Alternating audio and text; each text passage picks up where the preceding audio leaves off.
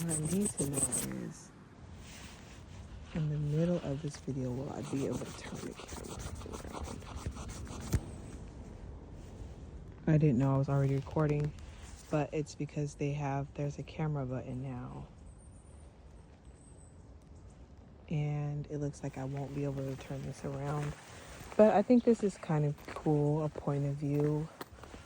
I've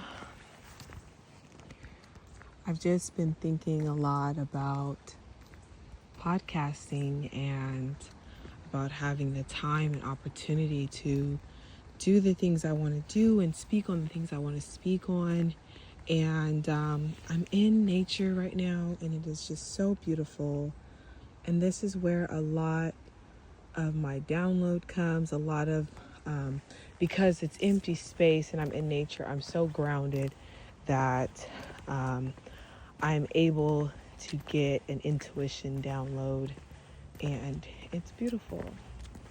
And so I felt like this would be a great time to record and talk about some things. A topic that has come up a lot that people have requested is confidence. And confidence is a tricky one. It is because it's something that is we thrive off of, we live off of it. It pushes us, it fuels us, and it's powerful. It's very powerful. And I remember praying for confidence. I remember choosing my friends because I seen their confidence, and I was hoping that some of that would rub off on me from us being connected. And so to have it now, and to have you guys ask me how can you get it, or when you tell me that my confidence has inspired you, has encouraged you, it means something to me. It really does. And I love it. And I will tell you this. I will tell you that I believe that self-love is the key to everything. Everything that I have been accomplishing lately has been from developing a certain level of self-love. And each time my self-love is deepened, the deeper it goes, I just developed more of a sense of myself, more of a sense of walking in my own lane, not caring if there's a path or not, right? Just doing my own thing and not worrying about it, and loving on me and having that confidence, having that self-validation, self-confidence, self-acceptance, self-love, and just really, really, really having that within myself. It's so powerful, and it all came from self-love. And I remember how horrible it felt to not have it. And so sometimes when I see people are intimidated by my confidence, I used to shrink myself because I didn't want them to feel as shitty as I once felt. I didn't want them to feel that shittiness. But I remember it like it was yesterday. I was on the treadmill and I had the download. And I said, you cannot do that. You've worked too hard for this confidence. And I said it like this because, if you've ever been overweight and you lose weight and you're proud of it, and then you meet someone new and they're like, well, of course you can say that. You're that size. You're skinny. You can say that. But they don't know what you did to get there. And if you've ever lost weight, even if you've only lost 5 pounds, it takes a lot of hard work to get there. It takes a lot of discipline and hard work. And even if you decided to commit to a surgery, it takes a lot to decide to go under the knife. It does. And so think about that. It takes a lot. It took a lot for me to get to where I was. Healing is painful. Healing is so painful. And that's why a lot of people don't do it. That's why they don't do it, because it's so painful. It is painful. You have to look in the mirror. You have to accept your role in things. You have to accept these facts about people that you love. Because in our minds, especially as children, when we're going through trauma, we have to lie to ourselves to survive. We have to numb ourselves to certain facts so that we can survive. Especially if it was a family member, a parent, a sibling. Like, that shit hurts. An aunt, an uncle. It hurts because that's your flesh and blood and they're hurting you. And you have to lie to yourself. They didn't mean that. Maybe they don't know. They don't know no better. Whatever you tell yourself to get through, because you have to get through. And so now, as you're healing, you have to uncover a lot of those things. And you have to be honest with yourself. And you have to accept their limitations, but realize that those limitations are not on you. And it takes a lot of looking in the mirror and a lot of peeling back those layers, a lot of crying, a lot of retraining your mind, a lot of restructuring, a lot. This is my favorite tree, so I want to rewind really quickly and show you guys this beautiful, majestic thing. Wow. Okay, so it takes a lot. It takes a lot of work. And it's not as simple as waking up and saying, hi, I'm confident, because that's not going to get you consistent confidence. That's not, it has to come from within. It has to come from within for it to be powerful. You have to really believe it. You have to really believe it. It can start with affirmations, because baby, I'm telling you, affirmations have saved my life. They have shaped the way I speak to myself. They have shaped my positivity, my self-love. They have deepened my self-love, unlocked my self-love. It can start there, but you need to be more specific. You can start off basic, and the more you get to know yourself, you can be more specific. So I started off with, I am enough, right? I am enough. But then I had to get to the root of the problem. The problem isn't that I don't think that I am enough. The problem is that I think that I'm not worthy of love. The problem is that I think that I am not a lovable person because I was rejected by people who created me, right? So I had to get to the root of that so that I can be specific. Just recently, I did an audio journal. So I was interrupted by my alarm clock, but just recently I did an audio journal, and I was telling myself, I have the courage to be disliked, because that's something that we struggle with, right? We struggle with being disliked, which is why we put on a mask, which is why we fall into what society wants us to believe, which is why we behave. We behave, or I'm being professional, or I'm being this title, I'm being that title. We put on these roles because we have a fear of being disliked. We have a fear of pushing back. We have a fear of friction, right? And so I'm telling myself this affirmation, but then the affirmation that comes to me is, I have the courage to be loved. I have the courage to be loved. And I'm telling you, this stuff comes to you. So you can start with affirmations. You can start with journaling. You can talk to yourself about what is keeping you from being confident? What is keeping you from being confident? You know, my biggest thing that I love to tell you guys is, you know your history. Your intuition will tell you everything you need to know. She will tell you, he will tell you everything you need to know. But it can't stay all up here. It can't. You have to write it out. You have to get it out some way. Singing, dancing, writing, working out, getting active, moving it. You have to feel it through your body, and you have to allow yourself to feel. You have to allow yourself to feel. Self-love and self-healing is at the root of all of this. And it takes so much work, and people don't want to do the work. And that's why they fake it till they make it. They don't want to do the work. They don't want to do the work. So they fake their confidence because they don't want to do the work. And that's not lasting. That is not lasting confidence. It's not It doesn't serve you in the long run. It's not something that you can build on. Self-love, you can build on self-love.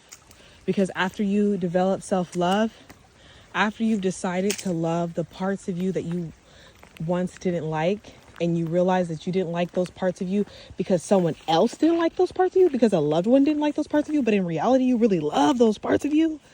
Once you realize these things and you start to accept all these little things about you, once you accept what happened to you and realize that what happened to you is not who you are, that you are not disgusting and unlovable and unwanted, that you are lovable just as you are. Healed, unhealed, beautiful, ugly, disgusting. And I'm telling you, you're not these things, but I'm telling you, your trauma will convince you that you are. And I'm telling you, the moment you decide to accept these things, and you can start accepting it by saying, I love the healed and unhealed parts of me. I accept the parts of me that I rejected for this person and that person and that person.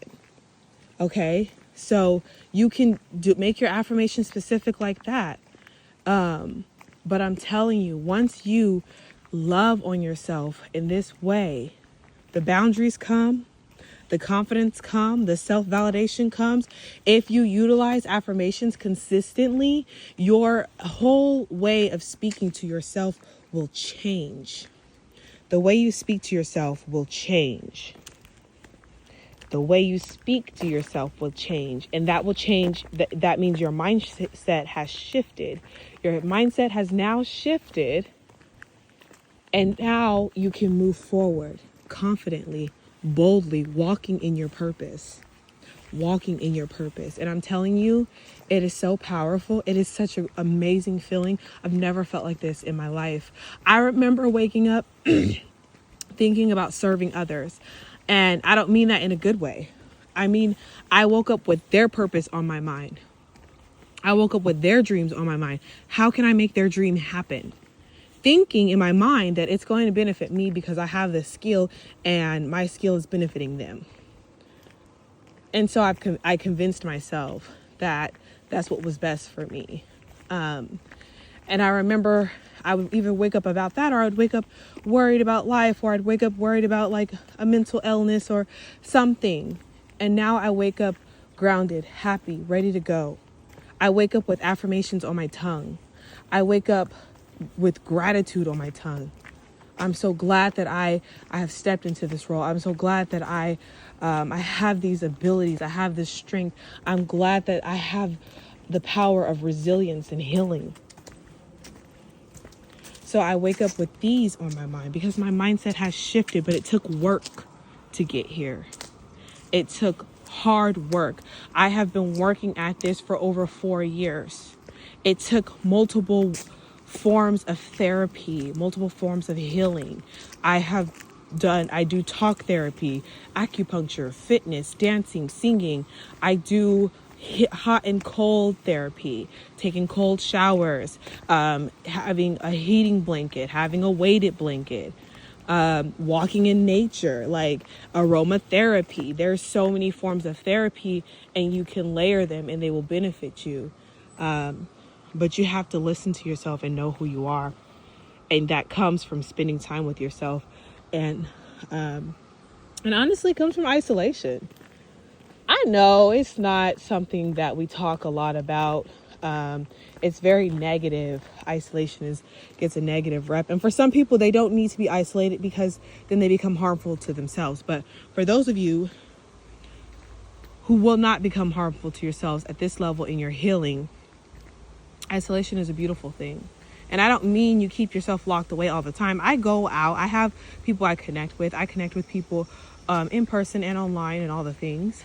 I do stuff. I do. But for the most part, I'm isolated. And that doesn't mean that I don't believe in community, because I believe in community wholeheartedly. I'm building a community. But I believe in parallel healing. I believe that we're all on this journey and I'm in charge of my healing. I am.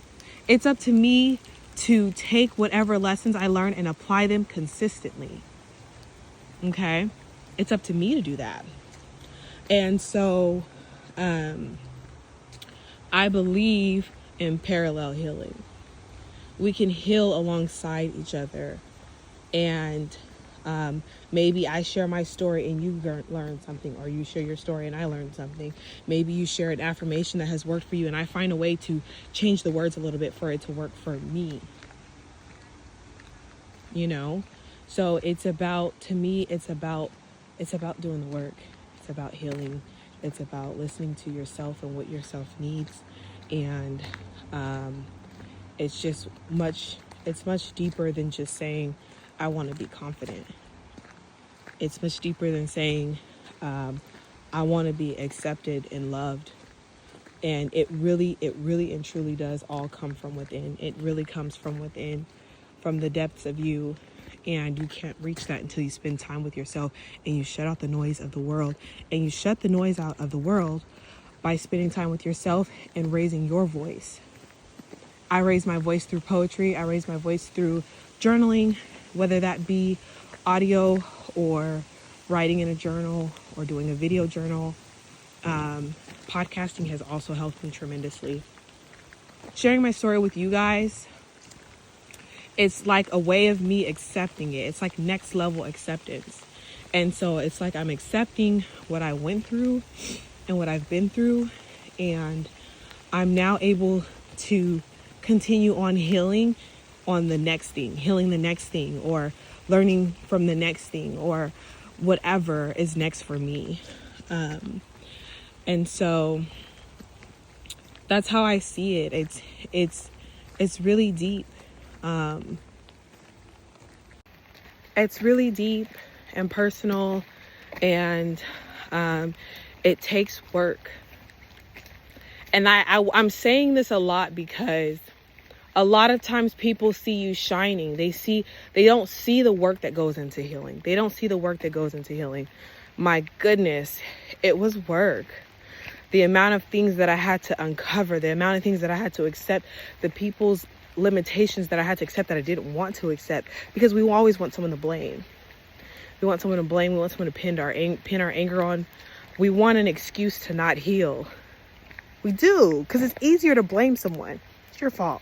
It's easier to not take accountability. It's easier to not accept these people's limitations.